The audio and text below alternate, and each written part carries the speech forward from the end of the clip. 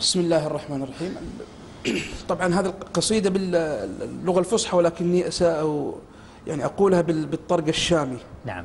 نصرة لإخواننا في الشام. أسأل الله أن يثبتهم، اللهم آمين. وأن يربط على قلوبهم. اللهم آمين. وأذكرهم بشيء واحد: لا تتعلقوا إلا بالله سبحانه وتعالى. ونعم بالله. لا تتعلقوا إلا بالله سبحانه وتعالى. ونعم بالله. إن تنصروا الله ينصركم ويثبت أقدامكم. أوف أوف أوف أوف. بشار يا كلب ما أسد نسبت له، حتى إلى الكلب زدنا إرثكم شرفا. الكلب بعد 7 زالت نجاسته، وذاك لو يغسلا 70 ما نظفا.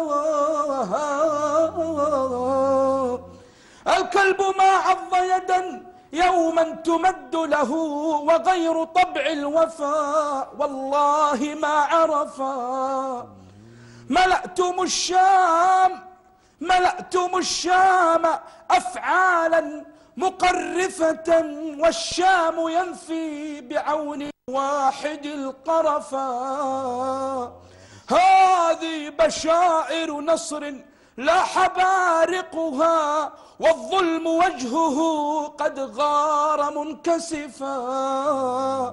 هذه بشائر نور الصبح قد بزغت، يا صاح ماحية من ليلنا السجفا. هذه بشائر جند الله قد خرجت، هذه بشائر جند الله قد خرجت في الشام قائلة للظالمين كفى. كفى أيها الظالمين. إن شاء الله النصر لاح.